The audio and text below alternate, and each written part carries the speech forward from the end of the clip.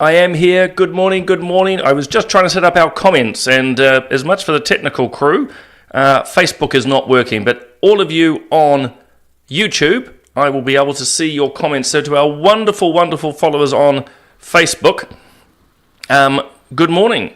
But I'm afraid, although I'm going to have one more go, I can't get the Facebook comments to work this morning for some very strange reason. It's all blocked on breaking news, which I don't know what has happened there, but that does not matter.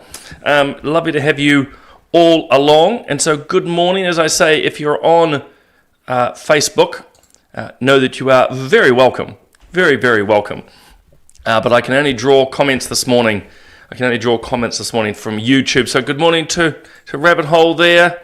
Catherine is telling me we didn't get any notifications. Yeah, that's beyond my skill level. I don't know how that operates, but we'll see if we can fix that too. We've got Jackie there. Good morning. It's funny you're saying about the rain. I'm here in Auckland, as most of you will know, and it's exceptionally windy, but not at this point. Not at this point. Any rain. I believe it's coming. Shalom, Nancy Margaret. Lovely to have you along. And Carol, good morning to you all. As I say to you, wonderful people on Facebook, I'm sorry that I can't see your comments this morning. I don't know what's gone wrong in the background of the system. For the Family First's page, it just seems to be blocked or stuck on an earlier post. So that's a bit unfortunate, I'm sorry to say. But I will check that out afterwards. Guys, there is no shortage of stuff to talk about today. In fact, of all the stuff I was going to talk about, it's literally been rearranged in the last few minutes because we've got, obviously, this story developing in the United Kingdom, quite significant, and I will talk to that because this is actually a win for not only law, but for common sense. And then I'm going to talk around this amongst a couple of other topics. This is an ongoing, I would call now, witch hunt and smear campaign by the media, particularly the New Zealand Herald, who, as I wrote before, are complicit in gaslighting and collaborating with the Benjamin Doyle story. But let's start here because this is positive news. This is very good news. By the way, hello to Robert and to Gordon. I'm just going to do this because I like doing this. Lovely to have you guys. Light rain. Well, I need it for my garden. And Gordon, good morning. This is coming out of the Supreme Court in the UK. It came out late last night, New Zealand time. Long and short, the court has said that the legal definition of a woman is based on their biological sex. Now, at one level, guys, it's beyond ridiculous that I had to get to the Supreme Court for this to happen. But it's a huge victory for those, particularly in the women's rights movement, and for all of those who are saying, look, you know what, there is immutable sex, as in our characters, our biological sex. It's real, and that's how the law should be interpreted. So the all five justices of the Supreme Court unanimously agreed. They said, in terms of the law, it is very clear that there's only two sexes, male and female. They said, first and foremost, that's just obvious. Secondly, they said it actually leads, if you don't have that, it leads to a whole lot of absurdities. I think one example they mentioned was, you could have lesbian-only spaces or groups, which will then have trans women who are men turning up and saying they're attracted to women. You just have to sort of ponder that for a moment to understand the absurdity. Really importantly, and it's much out of the judgment as how we ourselves should act. That doesn't mean that people go around disrespecting and discriminating against people who are trans, be that a trans woman, as in they're a man, or a trans woman. Which means that they're a woman. See how easy it is to get confused?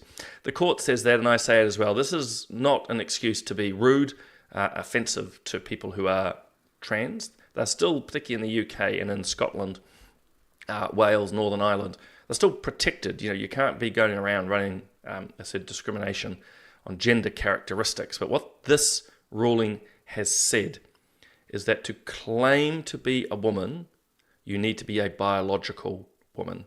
And again, the further context around this was in the UK, they were saying, if you have a certificate saying you're a woman, you're a woman. And that's where these, ones who have pushed the court case through have said, no, being a woman is not based on certification. Okay, just having a piece of paper doesn't make you a woman. I think I read it somewhere from some activist. It might even be someone like Sal Grover or J.K. Rowling, who said, look, if you're a trans woman with your piece of paper, what you are is a man with a piece of paper. And it sort of focuses the mind there. So look, it is a win. It will have ripple effects, I think, around the world. This is a very definitive judgment. But again, it's on the legal front. What defines a woman legally? As I said at the start, it's beyond ridiculous. So I'm just seeing these comments. It's beyond ridiculous when you think about it, guys, that it has to go to the courts. And as Robert's saying, it's good to see that some sanity. It is. And Catherine's right too. It's, we don't discriminate against how they live their lives. But this was and continues to be here in New Zealand and elsewhere that trans activists particularly are encroaching into women's spaces, claiming they're a real woman. I mean, the slogan, trans women are real women. No, they're not. It's obvious in even the phrase, you have to put, a prefix there. They're not. And no piece of paper changes that. And that's what the court says. But as I keep repeating to it, doesn't mean that this is opening discrimination against trans people. They just can't be in women's only spaces. It will have a flow-on effect to protect single spaces, women's sports. So in that case, like women's sports is a really good example. You have to be a woman now to be in women's sports. That's what it means by the word women.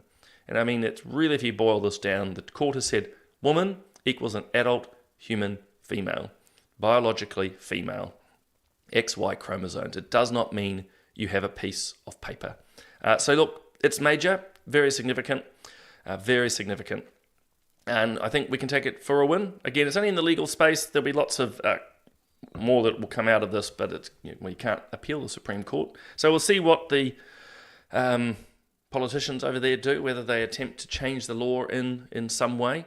But I say it's a win. I'm pleased. I think it's as someone noted here, I think it was Robert, sanity. It's a sane judgment, as I say, all five. Now, of course, the trans activists are going absolutely nuts and screaming that they're going to be wiped out and all of this absolute nonsense. Never forget, most of these are men who, again, are trying to force their way in to women's only spaces. And I think it was Sal Grover, actually, the Australian that I've interviewed before, around this. A lot of women set up women only spaces to get away from aggressive men.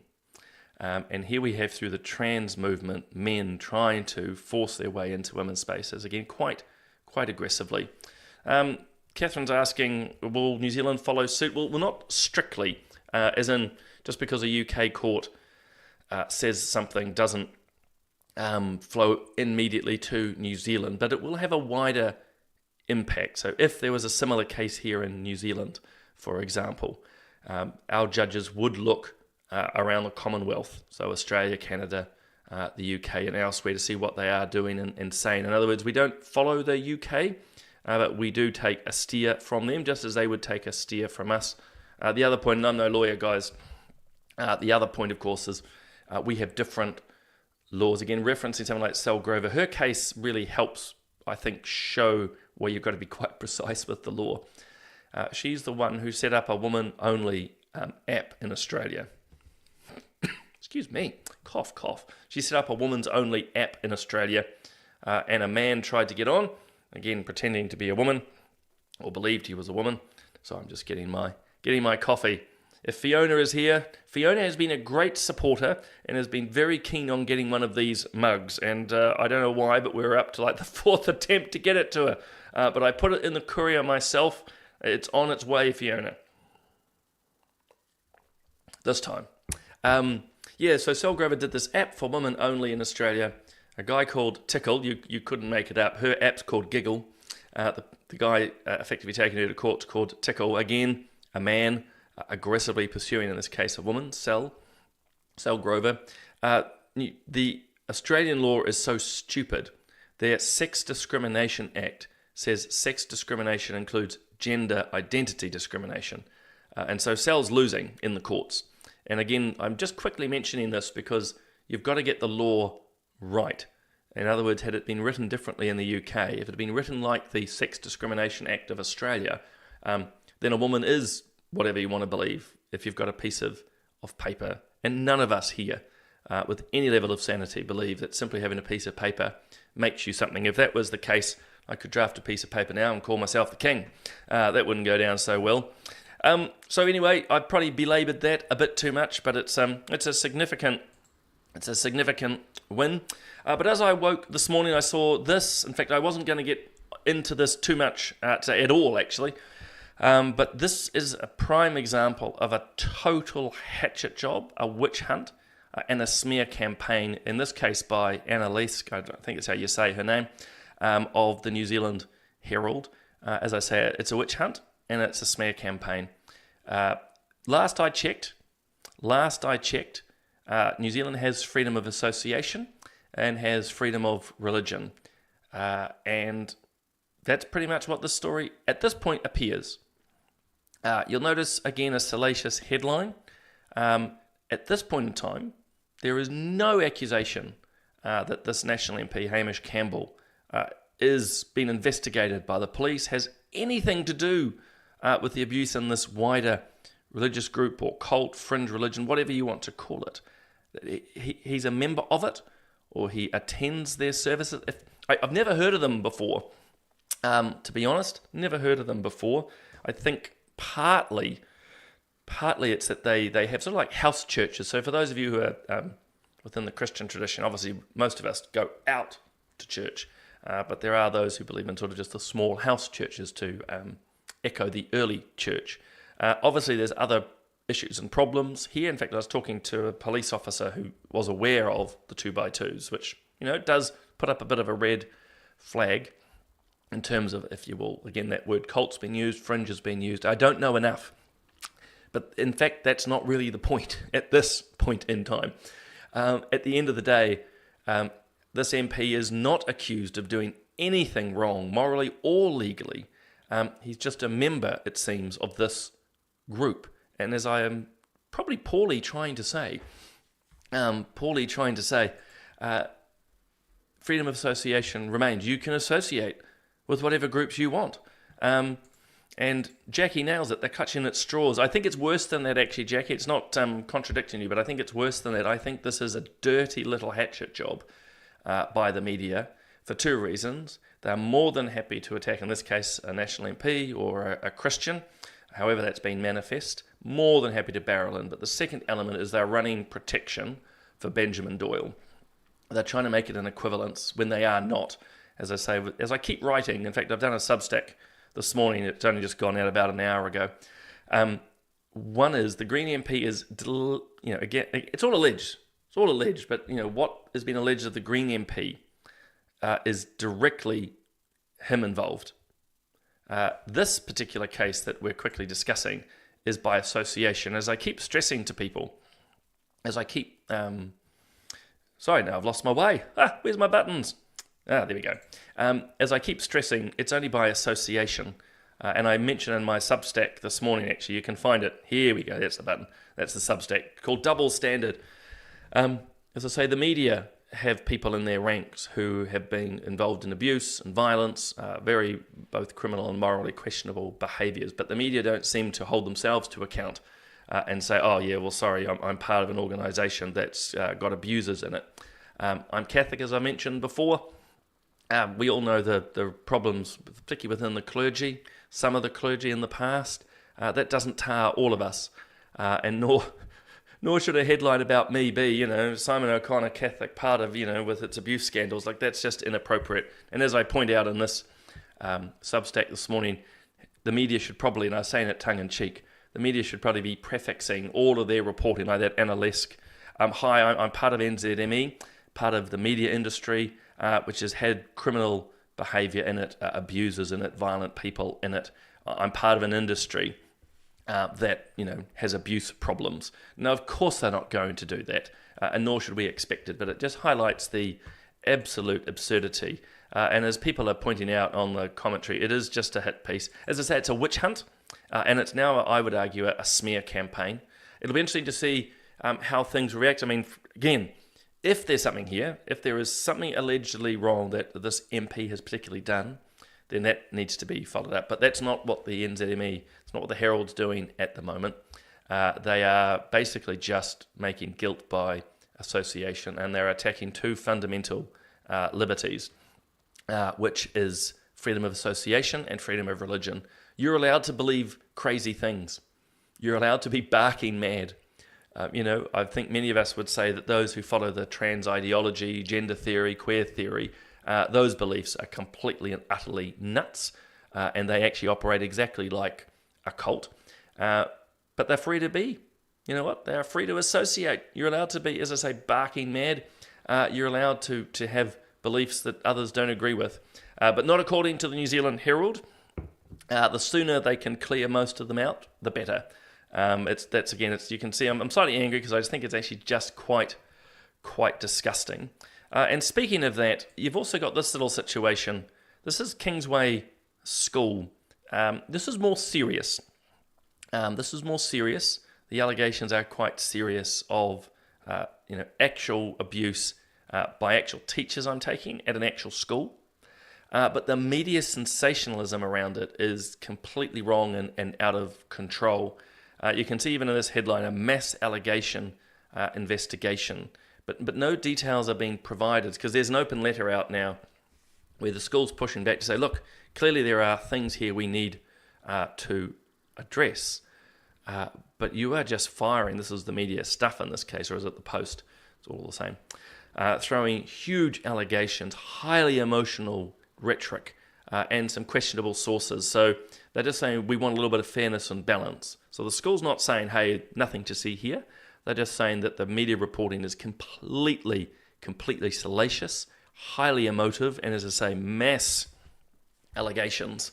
But who are these people? Have they actually gone to police? There's the hysteria. Maybe that's the word I should be trying to reach for. We've got this hysteria in the media, which seems to be quite misdirected. As I say, a Christian school, but like what happened with Bethlehem, they take an inch and then they run a mile. So again, it's not that either the school's saying there's nothing to see here and are trying to hide away. From what I can see, I mean, I'm just relying on the reporting and obviously this open letter the school's put out. It's not denying that there are some problems, but they're saying, look, you need to put the problems, if you will, within proportion and stop turning this into sort of tabloid-esque salacious gossip. And they're also noting, and I think rightly on this, we see it again when it comes to Christians.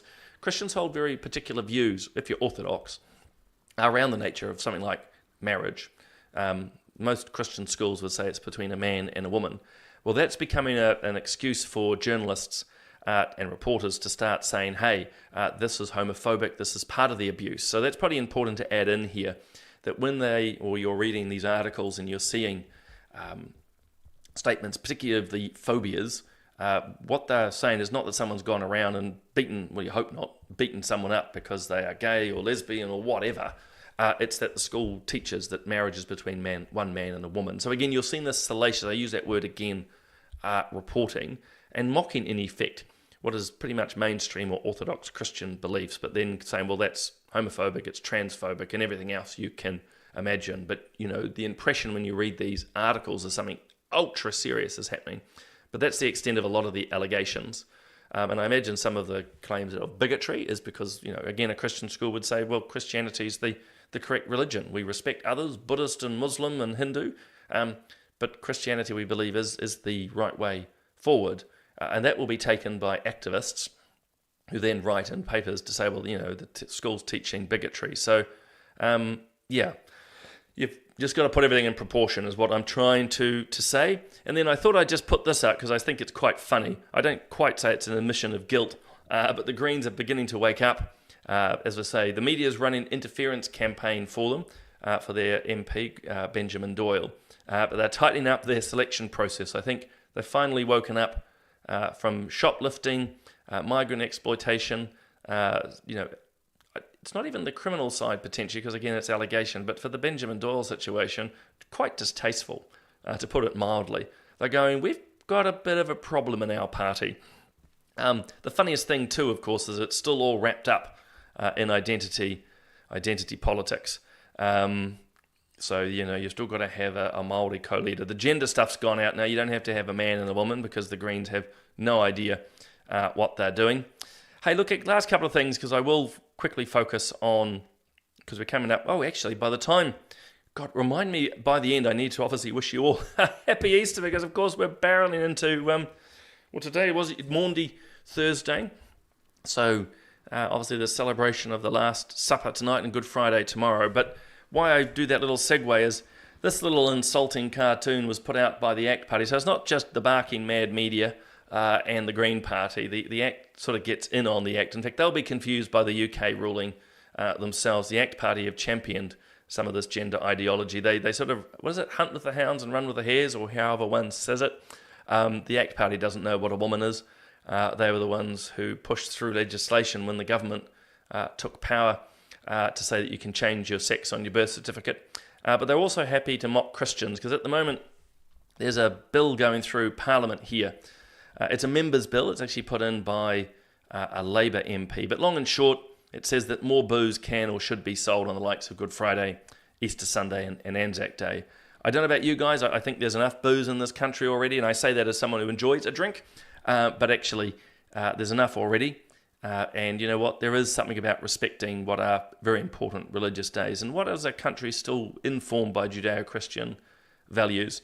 I'll come back to the bill, because actually it's disappointing the number of Christian MPs, including the National, who have voted for it.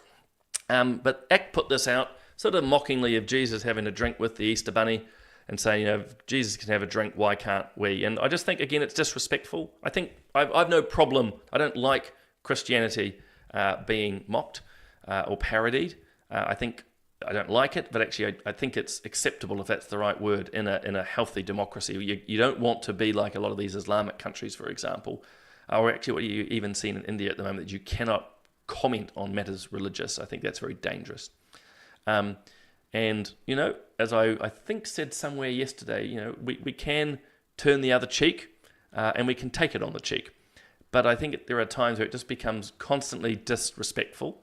And this is the holiest week in the Christian calendar. And the ACT Party thought it was perfectly acceptable to put up that cartoon, which I'll take down for now, to insult Christians. And as Bob McCoskrie pointed out, would they insult Islam? Well, of course not. They wouldn't dare.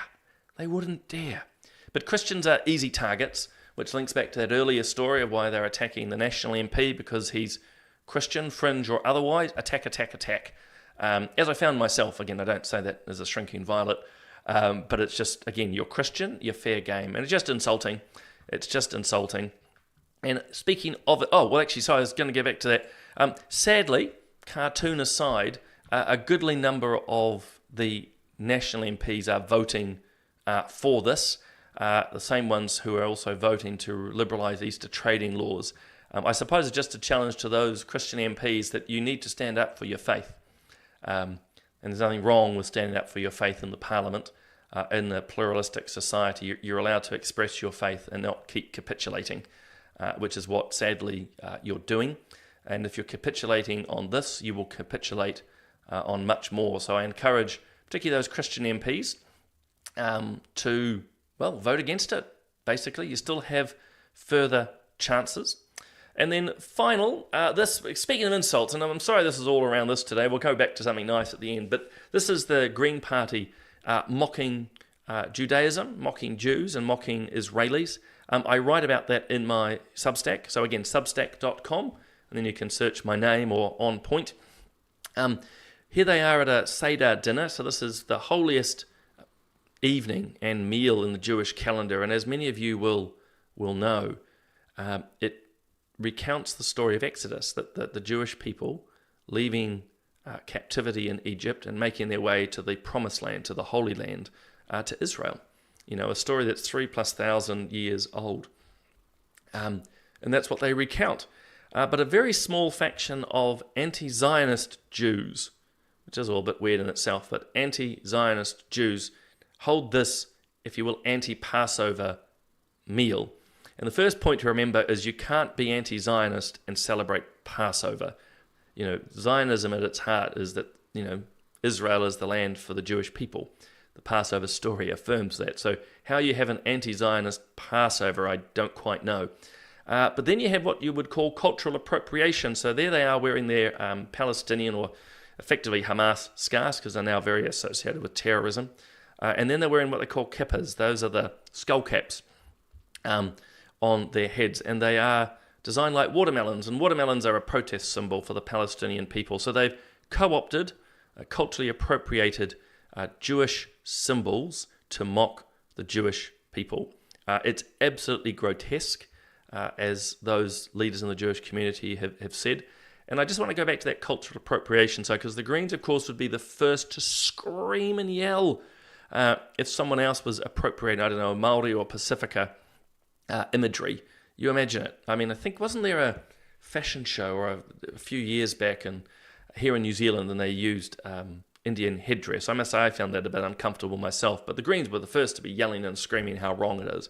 But because this is to do with Jews, and the Greens are anti-Semites, they're more than happy. And let's be really clear about that.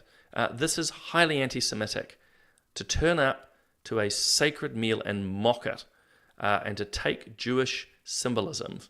And this sits all on the back of what the Green Party's doing. It's quite terrible, and as I keep saying to people, anti-Semitism is the canary in the coal mine, and the Greens are at the forefront of it. So quite terrible, and quite sad. Quite sad. Look, there's lots of other stuff that I would love to touch on, but I think Robert. I mean, if this is in relation to the Greens, they still have a right to do it. For someone like myself, I don't like it. I think it's disrespectful. I think it's grotesque. They still have the right to do so. But it's that double standard I keep referencing here with this Substack that I've only just written. That, the Greens are the first to call out anyone's, offence. They're the first to call out cultural appropriation, where, one culture takes the images of another. But they're more than happy to indulge it themselves. It's just the same with the Green Party on defunding the police and close the prisons. And yet as soon as they're needing to, they scream that they're victims and they need police support. So it's all a bit ironic. I'm not the only one who writes Substacks. Bob is very busy. Go and read this, particularly if you're a parent. He outs, all puns intended, the pink shirt day. It started about bullying, but it's not anymore. It really is just indoctrination around LGBTQI issues. So go and check that one out. Be aware too, we've got the Forum on the Family coming up. Mark your diaries. We're not selling tickets yet, but mark your diaries. We've got some wonderful speakers. They're all lined up. So that's fantastic. We've got a few little videos that we can share. Obviously, we always take donations because that's what enables us to do all this amazing work. And particularly Bob, as he recovers from his eye injury, it makes him even happier. I suspect there'll be no daybreak tomorrow. I don't know that definitively. Bob can tell me off. You can just tune in at 7:30, but been Good Friday. But we do have political playback tonight. I don't have an image for that, but political playback is where Bob and I have a bit of a banter for about 40 or so minutes on the politics of the day. So we'll be revisiting certainly the media's absolutely disgraceful behaviour again today, as they're dealing with this National MP accusing him of, well, not accusing him of anything. They're just saying that he's associated with the church. Like, yeah, okay, and?